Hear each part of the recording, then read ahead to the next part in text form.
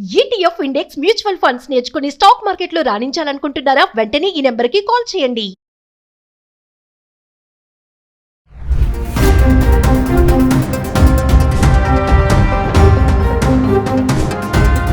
నమస్తే, welcome back to Suman TV. Present మనతో పాటు ఉన్నారు అసిస్టెంట్ ప్రొఫెసర్ అట్ విజేఐఎం రామకృష్ణ గారు. నమస్తే సార్. నమస్కారం అమ్మా.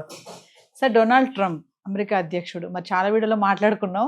తను తీసుకునే డెసిషన్స్ అన్ని కూడా క్విక్ డెసిషన్స్ అన్నమాట. తనకి ఏది తోచితే తీసేసుకుంటాడు అనేసి చాలా వీడియోలో మాట్లాడడం, చాలా మంది అనలిస్టులు కూడా చెప్తున్నారు ఈజ్ అ బిజినెస్ పర్సన్, ఎలాంటి డెసిషన్స్ తీసుకుంటాడో అవన్నీ తారుమారు అయిపోవాలి అనుకుంటాడని. ఇప్పుడు ఏంటంటే మన ఇండియన్ స్టూడెంట్స్ని అమెరికాలో చదువుకోవడానికి నో ఎంట్రీ అని చెప్పేస్తున్నాడు. పెద్ద షాకే అనుకోవాలి ఇది. అంటే వీసా, F1 వీసా కానీ ఇవన్నీ కూడా సోషల్ మీడియాలో కనుక అలర్ట్గా ఉన్నా, దాన్ని ప్రైవేట్ చేసినా, స్ట్రాంగ్ ప్రొఫైల్ ఉన్నా కూడా వీసా రిజెక్ట్ చేసే ఛాన్సెస్ ఉన్నాయని చెప్పేసి న్యూస్ అయితే వస్తుంది. మరి ఒక్కసారి దాని గురించి మాట్లాడుకుందాం. ఇంతకుముందు మనం మాట్లాడుకున్నప్పుడు అంటే ట్రంప్ ప్రమాణ స్వీకారం చేయకముందు చాలా ఊహాగానాలు వచ్చాయి. అప్పట్లో అవి ఎన్ని నిజాలు అవుతాయి ఏమిటి అని మనం అప్పట్లో చాలా మాట్లాడుకున్నాం. ఆ మాట్లాడుకున్నప్పుడు నేను అన్నాను, ముందు రానియండి, వచ్చిన తర్వాత అప్పుడు ఒక్కొక్క అడుగుకి చూస్తాడు, ఆయన కూడా తెలుస్తుందని. సో అందులో భాగంగా మనం ఇది చూసామంటే, మొదట ఆయన ఇల్లీగల్ ఎలియన్స్ అంటే ఎవరైతే అక్రమంగా అమెరికాకు వచ్చారో వాళ్ళ మీద ఏమేం చేయాలని చర్యలు తీసుకుంటున్నాడు, జరుగుతున్నాయి. అయితే ఒకటి బాగా గుర్తుంచుకోండి, మనం ఎప్పుడు అనుకున్నదే, ఒకళ్ళ ఇంటికి మనం వెళ్ళాలి అంటే వాళ్ళ ఇన్విటేషన్ చాలా అవసరం. ఓకే, అది పిలవాలా వద్దా అన్నది వాళ్ళ విచక్షణ, వాళ్ళ ఇష్టాన్ని బట్టి ఉంటుంది. ఒకప్పుడు అమెరికాకి చాలా అవసరం ఏంటయ్యా అంటే, మంచి తెలివితేటలు ఉన్న మనుషులు చాలా అవసరం. సో అందుకని ప్రపంచంలో ఉన్న అత్యంత తెలివైన వాళ్ళందరినీ క్రీమ్ మొత్తాన్ని లాగేయగలిగింది. వాళ్ళకి మంచి ఎడ్యుకేషన్ ప్రొవైడ్ చేశారు, అవన్నీ ఆ రకంగా ఉభయతారకంగా ఉండేది. సో ఇప్పుడు వాళ్ళ ఎకానమీ బాగాలేదు. అయితే ఒకటి బాగా గుర్తుంచుకోవాల్సిన విషయం ఏంటంటే, తీసుకునే ప్రతి డెసిషన్ ఎకనామిక్ డెసిషనే అవుతుంది అనుకోవడం తప్పు. వెనక చాలా జరుగుతూ ఉంటాయి, వాటన్నిటి తాలూకా ఈ పరిణామం ఇది అవ్వచ్చు. అందుకని స్టూడెంట్స్ మీద తీసుకుంటున్నారంటే స్టూడెంట్స్ ఏదో చేయాలని కాదు, తద్వారా భారతదేశానికి ఏదో ఒక మెసేజ్ ఇద్దాం అనుకుంటున్నాడు ఆయన. అంటే చదువుకోవడం కోసం వచ్చి ఇక్కడ స్థిరపడిపోతున్నారా అని అంటున్నారా? కాదు కాదు, 2 లెవెల్స్లో చెప్తా. మొదటి లెవెల్లో ఏంటంటే, దౌత్యపరంగా ఆయన ఒక మెసేజ్ ఇద్దాం అనుకుంటున్నారు. ఏంటంటే, మీరు ఎంతకాలం ఇది చాలా సేఫ్ అనుకున్నారు, అలా కాదు, నాకు నచ్చింది చేయకపోతే నేను మీకు నచ్చనిది చేస్తాను అనేది ఒక రకమైన పని. అందుకని చాలా పర్టికులర్గా ఓన్లీ ఇండియన్ స్టూడెంట్స్ మీద ఇది మేజర్ ఎఫెక్ట్ పడుతుందని ఆయనకు కూడా తెలుసు.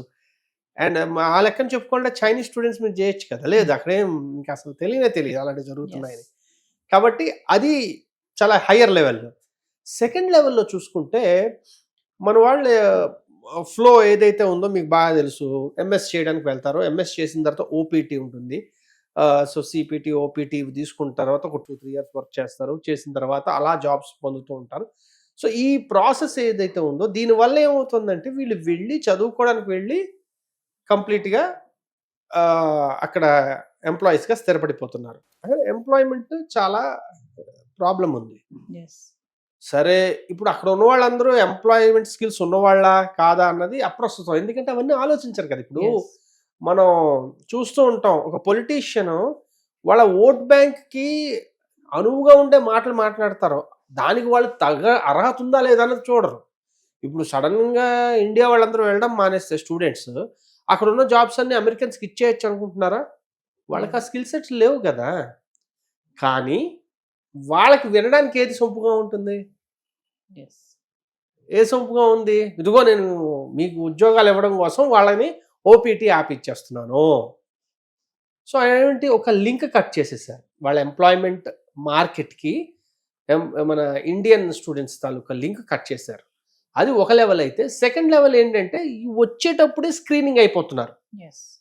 ఇప్పుడు మనం మాట్లాడతాం ఫ్రీడమ్ ఆఫ్ స్పీచ్, యుఎస్లో ఫ్రీడమ్ ఆఫ్ స్పీచ్ ఉంది, ఇంకా ఏదైనా ఓకే, కానీ ఇది ఫ్రీడమ్ ఆఫ్ స్పీచే కదా. వీళ్ళేమి సెడిషియస్గా అంటే దేశ వ్యతిరేకంగా ఏమైనా మాట్లాడినవి, లేదా దేశానికి హాని కలిగించేటట్టుగా మాట్లాడిన పిల్లలు కాదు కదా. వీళ్ళంతా జస్ట్ స్టూడెంట్స్. వీళ్ళందరూ ఏదో ఒక దాని ఏమంటారు తెలియకపోవడం వల్ల, లేకపోతే ఏదో ఒకటి ఒక చిన్న సర్కాజమో ఏదో ఒక రకంగా మాట్లాడి ఉండొచ్చు. అంత మాత్రానికి ఇవ్వకుండా ఉండాలా అంటే, నా ఇష్టం, నేను తలుచుకుంటే నేను ఏదైనా చేయగలను. కాబట్టి నా టర్మ్స్ అండ్ కండిషన్స్ ప్రకారం మీరు రావాలి. అయిపోయిన తర్వాత వెళ్ళిపోవాలి. ఎందుకు వచ్చారు, ఆ పని అయిపోయాక వెళ్ళిపోవాలి, అది. ఉండడానికి లేదు. లేదు. అండ్ వచ్చిన పని మాత్రమే చూసుకోండి. మిగిలిన ఏ విషయం మాట్లాడినా మిమ్మల్ని పంపించేస్తాను. అంటే ఇప్పుడు మధ్యలో చాలా ఎగ్జాంపుల్స్ వచ్చాయి. వాళ్ళు పాపం ఏమీ చేయలేదు. ఎక్కడో దాన్ని ఏమంటారు, ఏదో చిన్న ఎంప్లాయ్మెంట్ తీసుకున్నందుకు. అంటే ఇంతకు ముందు అవన్నీ లేవా అంటే, లేవు. ఒకటి గుర్తుంచుకోండి, రాజు తలుచుకుంటే దెబ్బలు కొదువుండదు.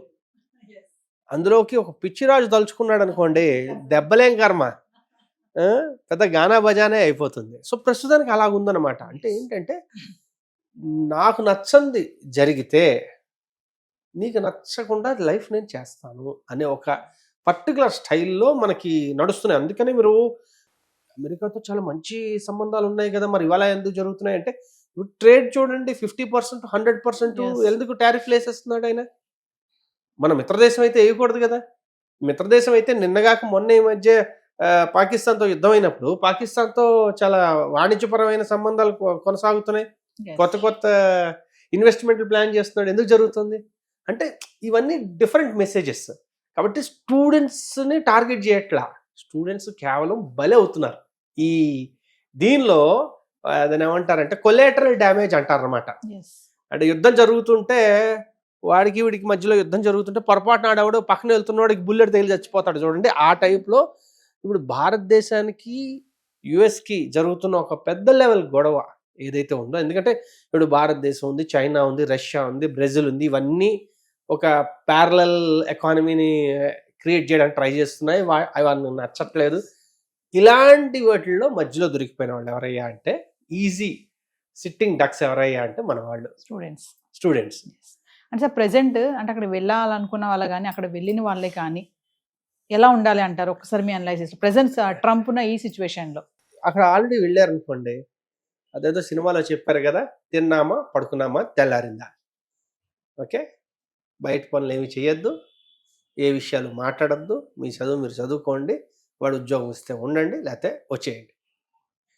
ఎందుకు, కనీసం బతుకు జీవడాన్ని వెనక్కి రావడానికి అనుకున్న. అలా కాకుండా వెళ్దాం అనుకున్న వాళ్ళకైతే ఇంతకు ముందు కూడా మనం అనుకున్నాం, ఏది 1-2 సెగ్మెంట్స్ చేశాం దీని గురించి. ఏమని, అమెరికా అనేది ఒకటే దేశం కాదు, ఓకే, కొంచెం ఎఫర్ట్ పెడితే ఎందుకు, అది ఈజియెస్ట్ దేశం, అందుకని అంత డిమాండ్ ఉంది. బాగా గుర్తుంచుకోండి. లాంగ్వేజ్ పరంగా కూడా, లాంగ్వేజ్ పరంగా చాలా ఈజియెస్ట్.